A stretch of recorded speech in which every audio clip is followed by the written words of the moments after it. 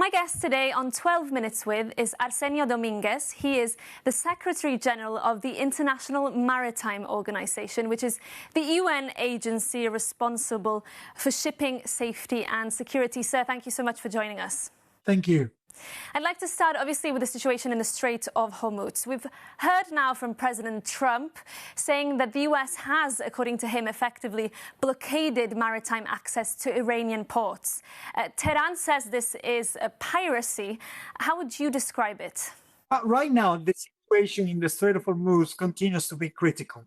In particular, highlight the 20,000 seafarers, innocent people that are still trapped in the Persian Gulf, around 2,000 vessels that are not able to transit the Strait of Ormuz. And of course, this also has an impact on the mental health, the fatigue, and the fact that they need supplies for them to be safely on board, from food, water, and the fuels for the ships. Now, when it comes to the blockade, there's no international law agreement that allows any country to actually prohibit the freedom of navigation on straits used for international navigation. So in this case, we here at IMO continues to uphold that principle and to call for de-escalations in order for the ships to resume operations through the Strait of Ormuz as we were used to before the conflict. So you say that this is against international rules. The President Trump says, however, that this could help restore the flow of shipping. Can it do so, or is it simply worsening an already dire situation? The reality is that from the moment that this conflict started, we saw that the 130 ships that normally would transit the Strait of Ormuz came down to zero or almost just a handful of them. And what happened afterwards was that the Islamic Republic of Iran introduced a different corridor to the one that has been in operations and adopted by IMO back in 1968, which of course is not recognized by this organization. And thus is the situation that we have right now, that because there's no confirmation that the corridor that was established by IMO is safe to transit right now, we also don't have any information on the safety and security of the other corridor that has been introduced by Iran. The reality is that what we need is for this to de-escalate and from all parties to respect the measures that have been adopted by IMO and the freedom of navigation. But if both sides are flouting these rules, what can you do, or what can the international community do to get back to the pre-conflict status quo? What needs to happen now? Is there some kind of mechanism that could be put in place to restore the freedom of navigation in the Strait?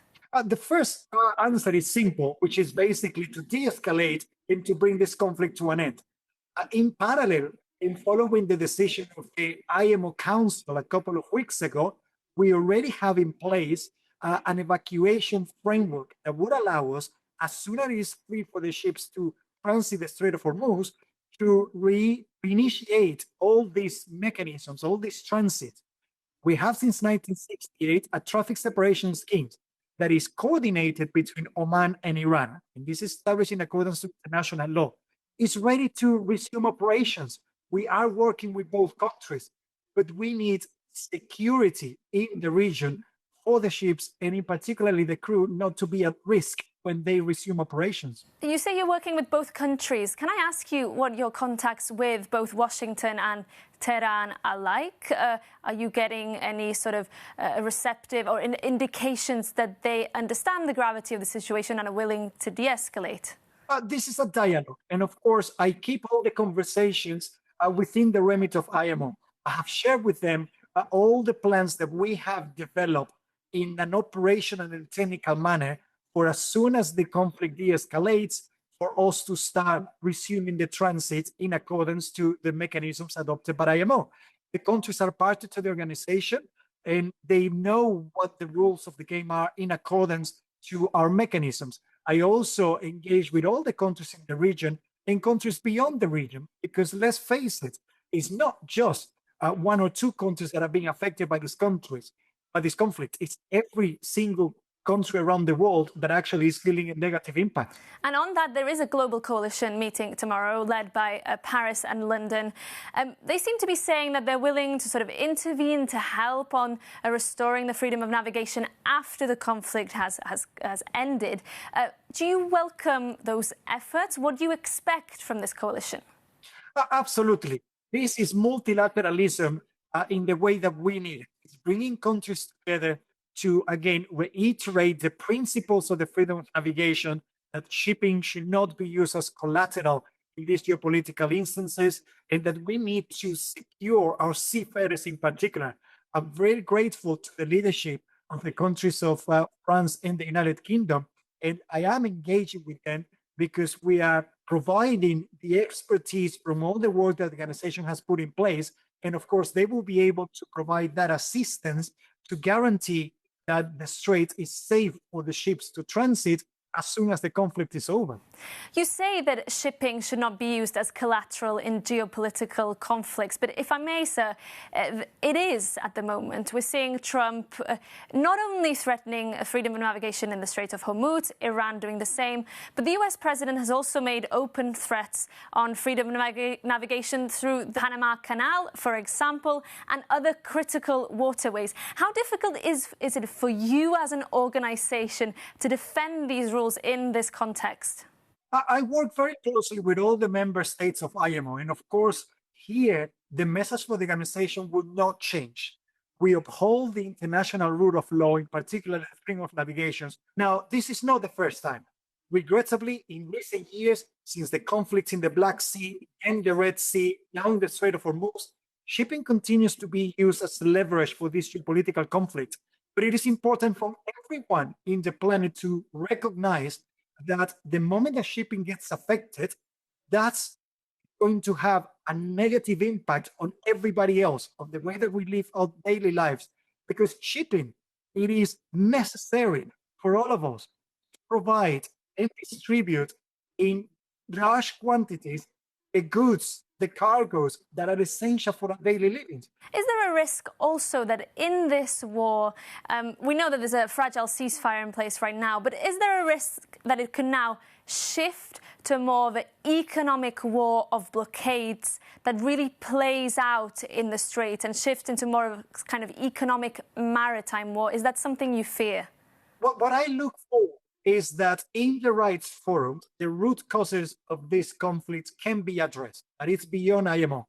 From our part, we will continue to uphold all the principles in accordance with international law, but beyond that, to make sure that our technical rules and operational aspects of shipping continue to demonstrate that we can actually be as resilient as we've always been, continue to provide, adapt to this conflict, and that the more that we actually get engaged and drag into, the more that some communities, innocent communities, will be affected. I want to ask you a little bit about the economic repercussions. You mentioned earlier that only a handful of vessels have been able to pass compared to the pre-conflict situation. Can you tell us a little bit about the scenario today, and also about how, if this persists, continues, what will be the repercussions on the economy? We already see the increase in global prices, particularly when it comes to oil.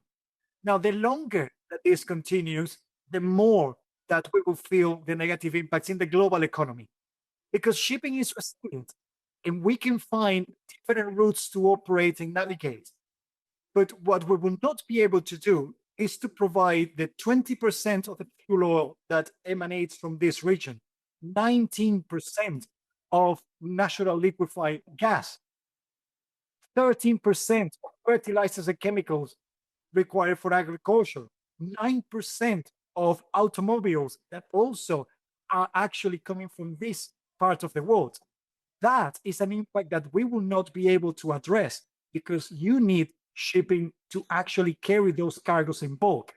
And this is why the sooner that this conflict comes to an end, the quicker that step by step shipping will resume normal operations and the economy will start easing on all this negative pressure. We also know, and to close, I want to ask you about how this has also resulted in a soaring freight rate, also soaring insurance premiums. Does this risk then having a knock-on effect that will also affect consumers in terms of pricing? Definitely. The moment that you affect freight in the operations of ships, the moment that that becomes more expensive or is more restrictive because not all the goods can actually be provided, then it's a knock-on effect into the global economy.